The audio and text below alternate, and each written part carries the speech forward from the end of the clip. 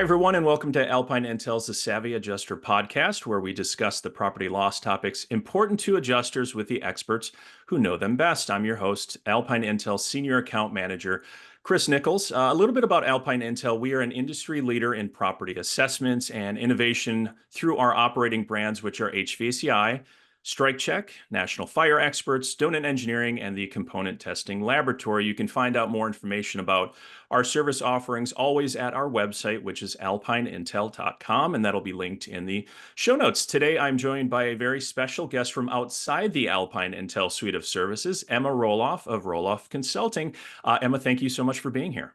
Yeah, thanks for having me. I'm excited to start the morning off this way. Excellent. Well, you are here with us today to talk about how the changing digital landscape, including AI, is affecting the insurance industry and what adjusters can do to adapt and really make the most of this evolving technology. But before we jump into it, let's talk a little bit about you because you're quite an expert in the area. Roloff Consulting is helping professionals develop digital strategies for their businesses. Is that correct? Yeah, so our consulting company, I always say focuses on the kind of like sticky part between sales and marketing and how companies can use digital tools to really transform the way that they're selling. So think about things like social media, webinars, speaking engagements, all sorts of different things that you can use to build expertise in a way that allows you to sell through being your customer and prospect's favorite teacher. But prior to and kind of adjacent to that stuff, I sold technology for about 10 years, which is how I got into the position of using those tools to sell and help people solve problems. But as I was doing that, built a lot of content and a lot of authority up in this space of kind of like what we're going to talk about today: digital literacy, artificial intelligence, emerging technologies, and then my favorite subject, which is naturally going to come into it, change management as well. And so while we're helping companies kind of hands-on transform their sales and marketing processes, I also still do a lot of talking like on stages and social media about all the things that we're going to be talking about today. And now I get to speak just a little bit more freely. Now that I'm not selling technology, I can give all of my true opinions out to the world about all of this stuff.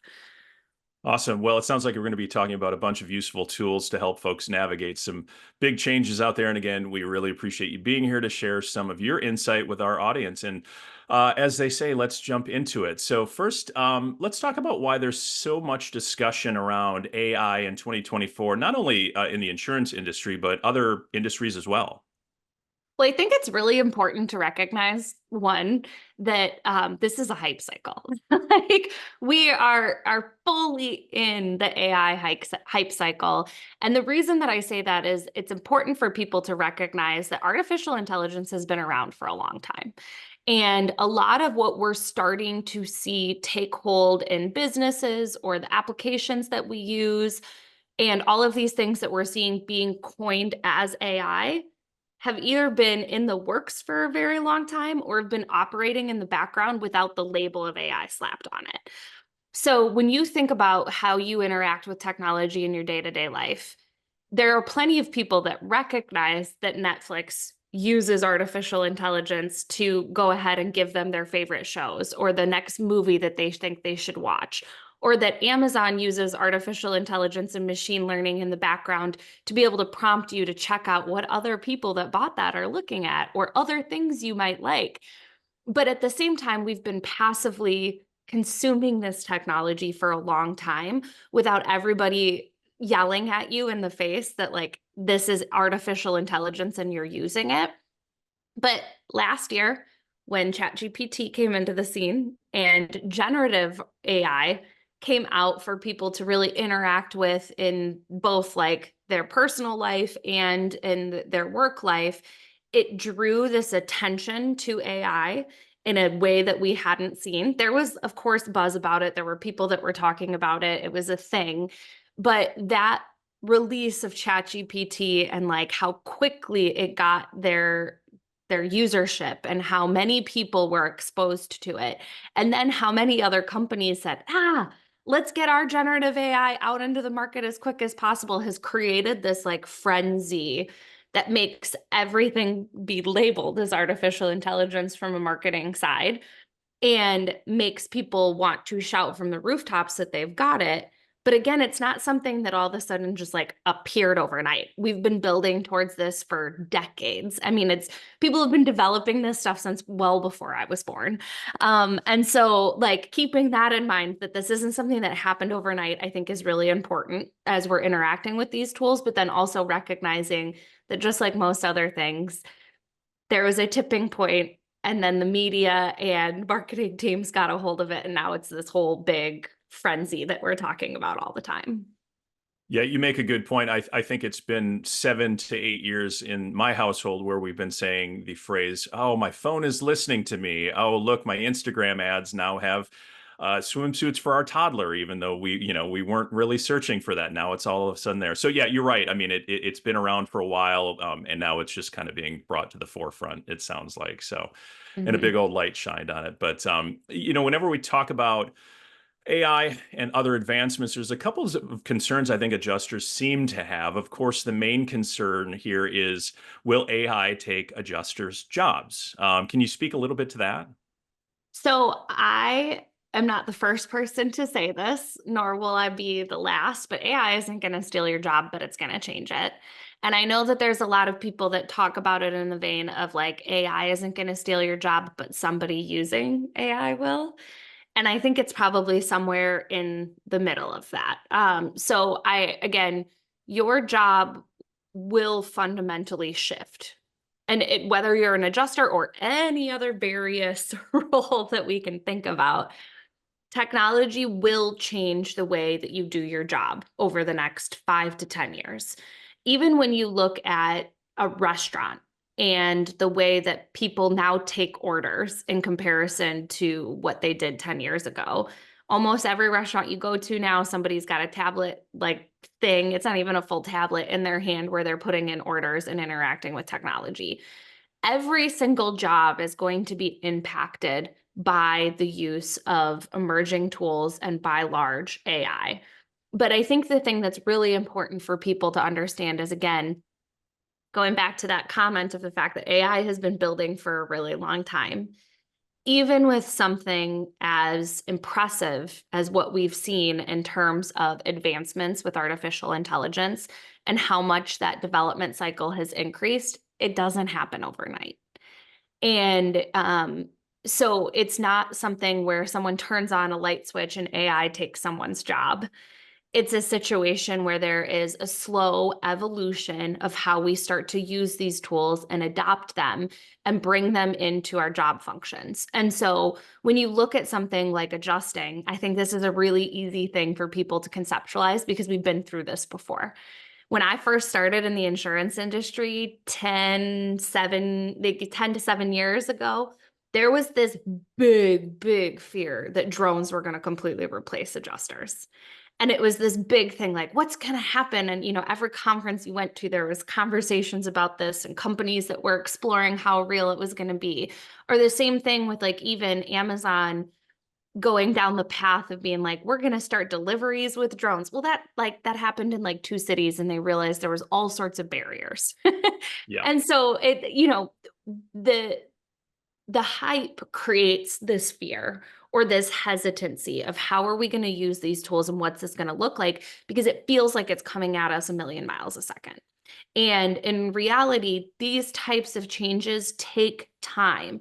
So if we look up 20 years from now, the role that the adjuster themselves is going to be doing will likely look very different than what the day-to-day of looks like today. But it's going to be a slow change and there's going to be time for adoption.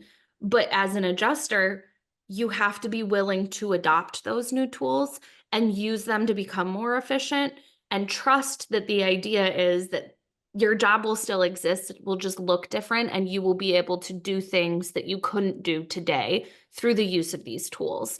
And for example, I talk about this on a regular basis. I have a friend who her name is Jessica Hamilton, and her family started a company called U.S. Adjusters long, long ago. And her dad was the one who started it. And she has all of these like really great stories about riding along in the truck while her dad was out doing his adjusting. And then when all of the estimating tools came out, he refused to use them. He thought that they could not possibly do what he could do. And she talks about how he was like really resistant to starting to use these tools and like lean into them. Fast forward 15 years, and he and his daughters had turned US adjusting into a training like environment where they taught other adjusters how to use those same tools that he resisted. Because as he started to use them, he realized the benefit that came with them and how he was able to do more through using these tools, started to embrace it. And like from the beginning of his career to the end of his career, his job title was the same. He was an adjuster. But the stuff that he was doing and the role of what an adjuster was evolved over time. And the exact same thing is going to happen with AI. It's not going to happen overnight. It's not going to be something where all of a sudden you don't have a job or everything immediately goes to some other type of process. It's going to happen over time. And if you're willing to be open-minded towards that and learn how to leverage those tools in the right spot, you're going to end up in, you might have the same job title, but it'll look different years to come. Well, and it sounds like it'll also free the adjuster up to focus on other things, right? Give them a little bit more time in their day to focus on, their judgments in complex claim situations or their customer Mhm. service skills or things like that. So it sounds like it's overall a positive thing. And I believe we'll always need boots on the ground for field adjusting and CAT events and things like that. So Well, and interesting. Yeah. one thing I would add to that is when we think about the world that we want to live in and how we want to shape things, we don't want AI to take over everything. We want it to take over the parts that we don't want to do. And that's always been the goal of technology. And so we might see use cases where we go too far with the technology, but ultimately, I believe that we're going to pull back to having humans centered around this idea of the human centric parts of our jobs. And you mentioned the idea of customer service and the things that uniquely take a human. That's the goal of any sort of technology implementation at its core, is to take away all of the noise and all of the things that we don't want to be doing so that we can focus on the pieces that provide the most value or give us the most fulfillment. And so like that's the goal, is that we get to be more human when we automate all of the rest of it with technology.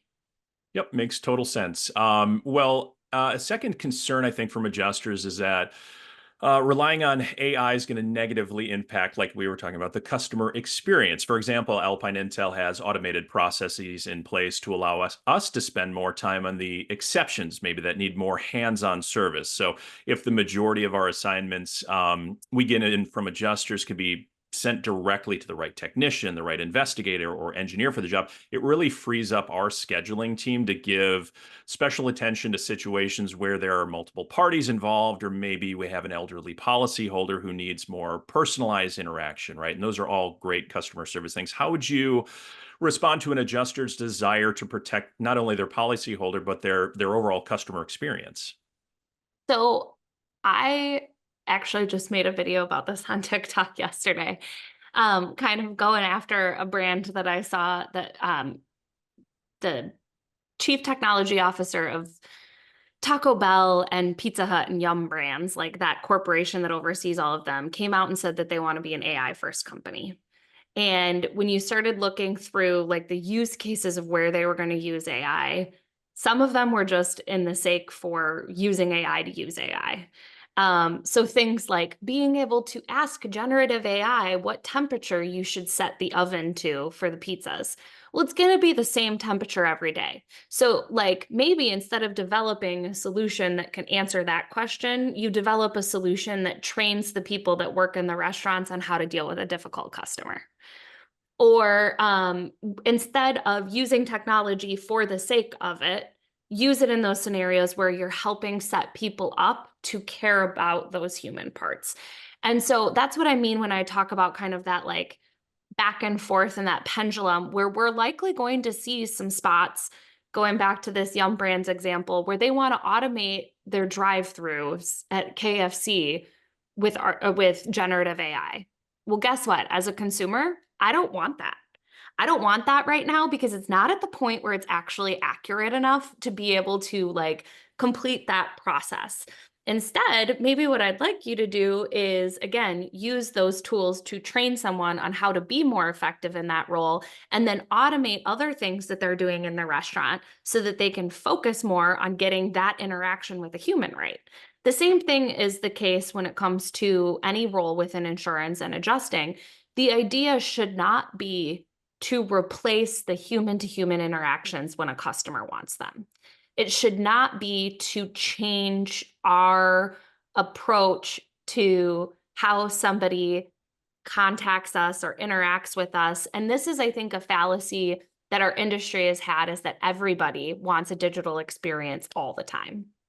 And I think we've found, even separate from AI, that that's not the case, especially in a time of a claim where there's something emotional going on. They've had a loss. It might be a really bad day for them, or week, or month. They don't want to be interacting with technology the way that we all thought that they did with a digital app and a chatbot. So I think we're starting to learn some of those lessons. And the unfortunate fact is there's going to have to be more companies that continue to learn that lesson of where to place technology. But my thought process on this and my view on technology in general is that we shouldn't be proclaiming that we're AI first companies. Like I was saying, that I kind of like was going after them for. We should be companies that are focused on whatever our focus is, that use AI. You don't have to be an AI company to be effective. And as it comes to adjusters, you shouldn't be AI first. You should be people first and looking for those opportunities like what you explained that allow you to be more people first. Because that's, again, the ultimate goal of this is not for us to automate everything. I don't think anybody wants like the reality of WALL-E from Disney to be what we become. We want our world to be people-centric and focused on improving outcomes for everybody. So to do that, you have to think about the people. So those people that are fearful of maybe what this will do to the customer experience should be vocal about when and where they can use AI in the background, where it's not impacting that direct connection, to make them more effective and more empathetic, or whatever those components that they need to build into the customer service experience are there, and then be able to focus on that and have the other stuff taken care of.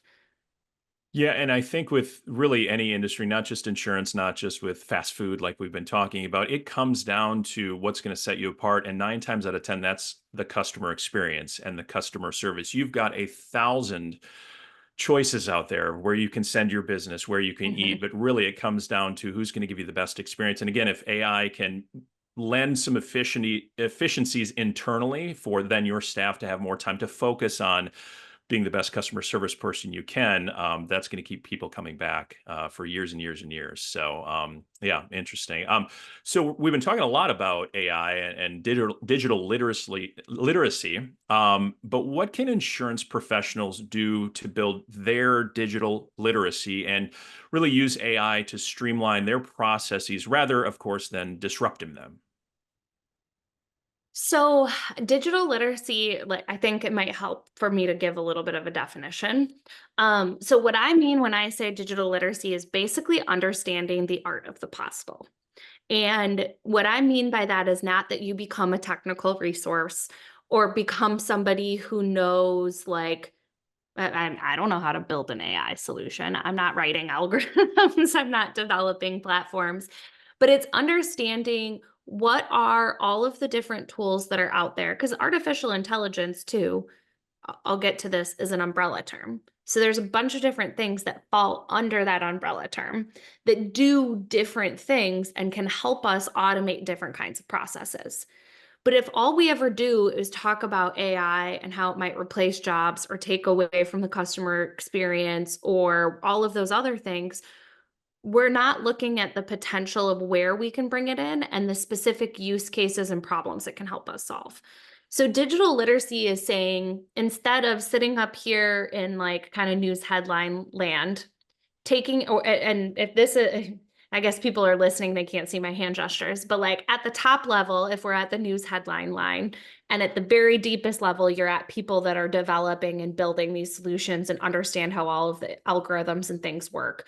You need to probably come down from that like high level news outlet to two levels down, not even all the way to the middle, like somewhere about two levels down where you actually understand like, okay, when someone says artificial intelligence, what are the different types of technologies that fall under that? What does artificial intelligence actually mean? What does the Internet of Things mean? When someone talks about cloud computing, what does that mean and how does it relate to my job?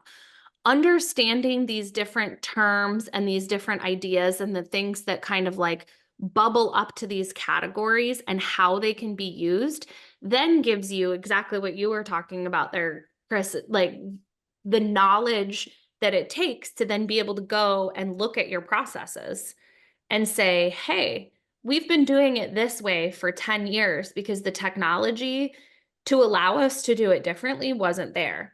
But I heard about this new thing that's over here. And I think if we redesign the process to be as effective as possible, we now have the tools to actually enable that and make it happen. And when you look at insurance or any industry, really, most of the processes that have taken place or are in place today have been in place for a long time and have been in place that way because of limitations on what the software could accomplish. So somebody 20 years ago probably had the same idea of what that ideal process would look like, but they didn't have the tools to enable it. So I think the order of operations in my mind is building out that digital literacy so that you can actually understand again what that art of possible looks like. You recognize that, okay, so artificial intelligence is technology that is mimicking the way the human brain works. Great. Now, one level down, there are subcategories within artificial intelligence that are computer vision, which is mimicking the way that our eyes work and being able to take in visual input. There's speech technology that is taking in our speech and using it in a meaningful way. But both of those typically need to be coupled with something called natural language processing that helps the computer translate from the way humans speak into code. And so like those things all need to come together, but the use case of where you would put computer vision is different than the use case of where you would put speech technology. And again, that the natural language processing is probably layered on top of both of those scenarios to make it more meaningful. And so understanding those different points and how all of those things come together then enables you to look at your process and say, hey, if I were going to do this with as little friction as possible, I might want to change this part of the process. And I might want to, like, I've seen some companies in the adjusting space, like, I might want to have, my phone out capturing information or capturing visual input while I'm there so that if I'm not as an experienced as an adjuster as somebody else might be, I can have that backup of artificial intelligence to flag me of something that I might not have recognized with my own eyes. Still somebody there, still somebody who is an expert, but also is being trained by that artificial intelligence and or somebody on the back end reviewing that as a quality control.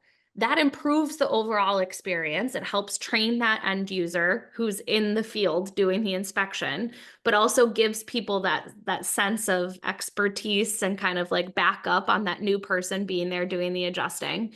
And it can streamline a process as opposed to having to wait for an expert to come out and ride along with that person that's training and do all these other things. So you're streamlining the process, but you might not know that you can do that if you don't understand how the technology works. And so it's like that combination of first the knowledge base that comes with like digital literacy combined with like relooking at processes and then figuring out where that technology can come in to enable a different way to do things. Well, I certainly, outside of digital literacy being a tough tongue twister for me to say, which we really need to work, maybe figure something out in the future that doesn't trip me up so much. I had zero idea what it meant, so I appreciate Yeah. that definition. And you gave an example specific to the insurance industry about how they can use that AI digital literacy on a phone, capturing images and having that AI saying, "Hey, maybe you need to, move your camera this way or capture this." Can you think of other, with your insurance background, other kind of insurance specific ways that AI could help in that overall claim process from start to beginning, like tracking claims with automated alerts or things like that? So I think one of the areas that and this maybe not is not as applicable on the adjuster side, but is tied to the claims experience, really like the whole policyholder experience. One of the things that I think is really interesting is the idea of using artificial intelligence to summarize and provide specific information to policyholders of exactly what is covered, how and why it's covered, what's included in their policy. And I think that this ultimately does have an impact on the adjuster and like how friendly people are when they get there and understanding what their policy actually covers. But that's another really great use case for something like generative AI. Generative AI is a really strong solution for being able to do things like summarizing. So when you've got policy documents that are confusing and are difficult for policyholders to really understand, especially if they're hoping they just never get a claim. They buy the insurance policy knowing that they need the insurance, but like don't want to dig into what happens if something bad happens. Then they're in this moment of trying to figure out exactly what's going to be covered and why. Having plain English descriptions of what's going on improves that customer experience almost immediately, especially if it's been given at the beginning of the policy so that they actually understand what they've purchased and understand the nuances of a policy. And then at the time of the claim, having that there to make sense of everything, especially when they're in the heat of the moment and have all of these emotions coming at them, being able to have something that's really clear and concise. So then when the adjuster shows up to come help them, they know what they're looking for. They know why they're looking for it. All of those types of things. Again, this is where I think we have the opportunity with artificial intelligence, not necessarily to hone in on just like one little specific part of the process, but also rethink how we interact with our policyholders as an industry, rethink how we look at our processes and how information flows across the entire value chain of insurance, so that when we get to this point at the end where there's a claim and we're finally making due on really what our product is, that we've removed as much friction throughout that entire process as possible too. So I think there's a lot of these different use cases. And again, that generative AI use case of like summarizing policy documents is very, very different than having computer vision cloud enabled platforms that you're bringing along with you on your cell phone. So those are two, but like they both bubble up to that higher level category. And that's why I think it's so important to recognize that this is a category of technologies and there's a whole waterfall of things that come down below it. And it's important for you to know what kind of all of those buckets are so that you can spot different opportunities of how they can impact things. Well, I think you made a great point about the summarization of, the policy or why you're there, what the policy. I a couple days ago had to open up my auto policy, and it read like Latin to me. It was a little And you're intimidating, and I even had in to. the industry. Right. And I had to pick up the phone and call my agent and say, "Can you please explain this?" So having some technology that would have kind of boiled that down and whittled it down to a nice, easy to read paragraph or two certainly would have helped me as a policyholder. So, well, it sounds like overall adjusters can use, all of these tools really to enhance policyholder experience. But what about when adjusters are the clients? How can they make sure, as an adjuster, their partners are that they're working with are leveraging digital tools to deliver them a great customer experience? I think the most important question for them to have in mind is like, why? And this is, why are we using this technology this way? Why are we not looking for different ways to manage it? why or why not are like, does this process work the way that it does? So like as a partner, if you have a bunch of steps that you feel like you have to take to interact with somebody that don't feel meaningful, and you have the opportunity to ask why those steps are in place and ask if there's a better way to do it, I think that's a really powerful thing coming from a customer or a partner to say like, hey, um, why do I have to do these 5 extra steps in this partnership that I don't have to do over here? Like, what's going on in the process is that different? And sometimes just even being asked that why question from somebody on the outside makes people realize, like, one, like, oh, maybe we should look into what other options are available. Or they have to say the dreaded statement of like, well, that's why we've always done it that way, or that's how we've always done it. And then I feel like most people really feel sad if they ever say those words out loud. And it makes them start to rethink where and how they might be able to use technology to change the process.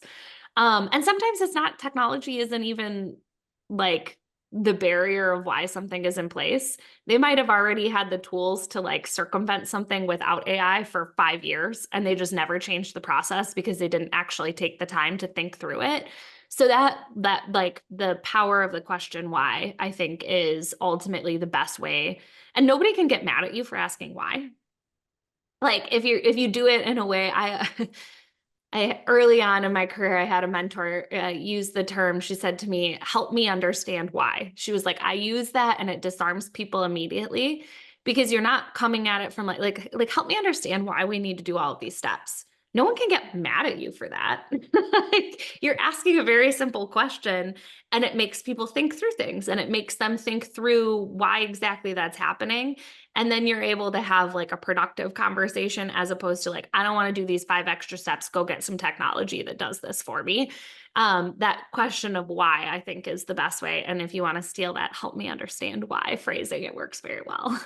I may steal it for my, just general insurance industry conversations. Plus, my 2-year-old, I think, could probably It's really benefit good with from kids. help me understand why you're melting down right before we're taking you to daycare.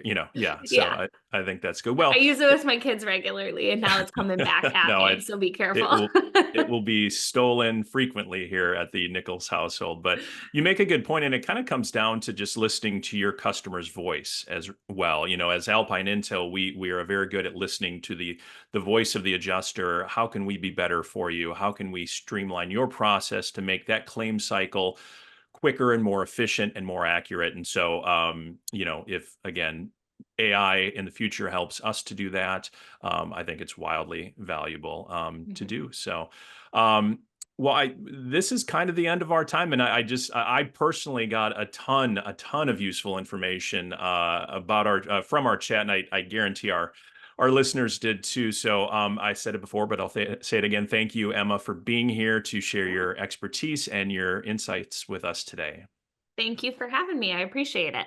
Absolutely. And it goes without saying, but thanks to all of you for listening to this episode. You can always find additional materials, including a link to Roloff Consulting in our show notes. You can also check out our resource library, which contains a variety of property losses assessed by Alpine Intel's brands, including HVACI, Strike Check, National Fire Experts, Stoneman Engineering, and the component testing laboratories at our website, which is always alpineintel.com. Be sure to, of course, subscribe to the podcast so you never miss an episode. And finally, goes without saying, but if you have any property claims that need assessments, you can submit an assignment on our website, which again, alpineintel.com, or get more details in general about how our suite of services can bring you the answers you need to feel confident about your settlement decisions.